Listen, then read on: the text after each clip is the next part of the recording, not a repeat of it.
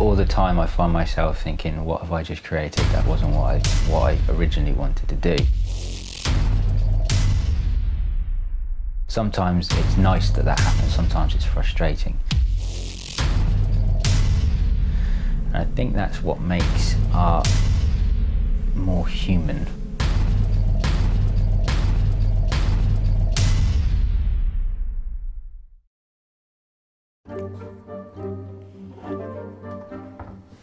My work is dark to the people that see it. To me, it's just an extension of my thoughts. It doesn't say much about what I'm thinking about during the day.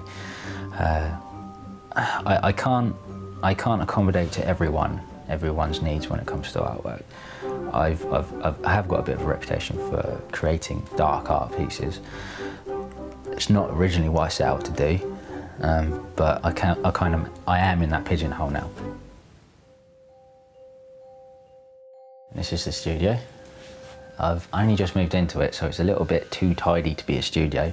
I've kind of scattered my work out so that it does look like it's been worked in. But it will be messy in a couple of weeks' time when I eventually get to actually do some work in it. A lot of my work is on found objects, so I'm using objects that may have a little bit of mould on them, that may be scratched up, maybe like a work surface which has been worked on for years and years. I take a little bit off of it, polish a little bit of it up, keep it all on the same in the same composition, paint something on it, or have a chisel something out of it.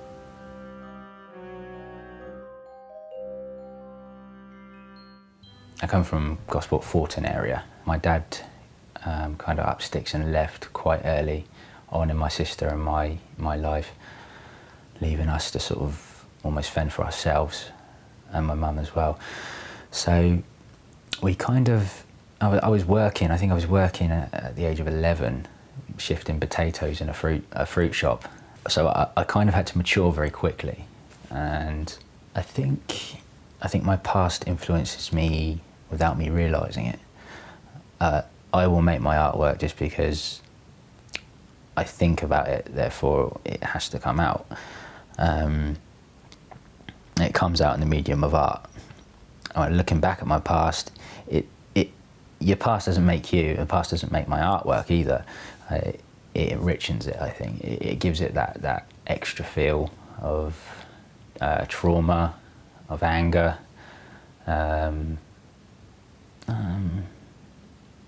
some cases, naivety.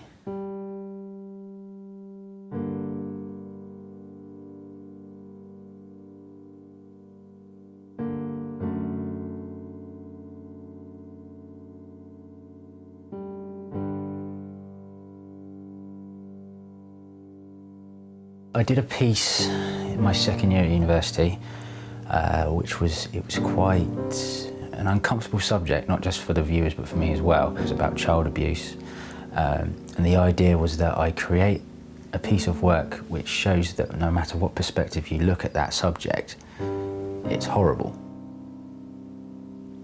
That was from an experience that my mum went through as a child, that we unfortunately got to see a little bit later on when we were younger.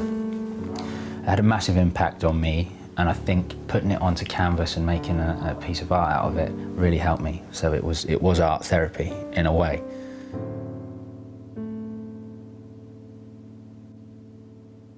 People ask me, why would you think about putting something like this on a canvas? And I honestly don't know. I just felt like I needed to. My mother was okay with me doing it. I was okay, my tutors were okay with it. So went ahead and did it. And there it is.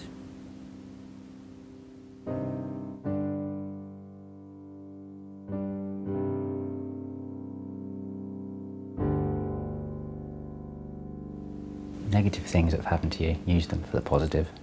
It's there in my head, so I've got to get it out somehow.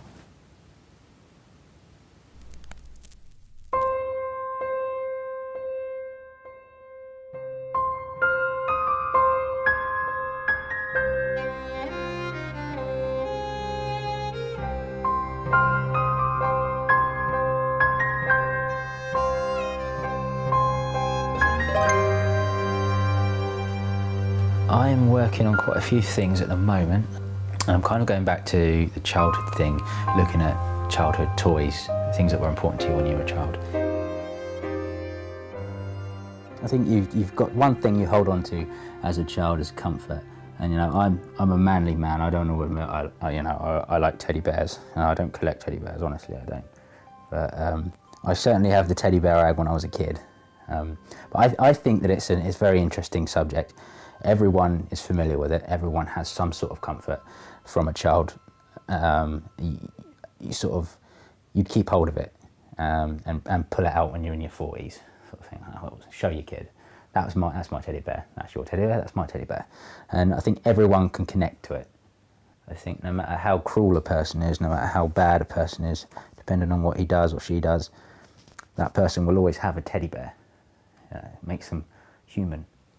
That innocence that a person still has.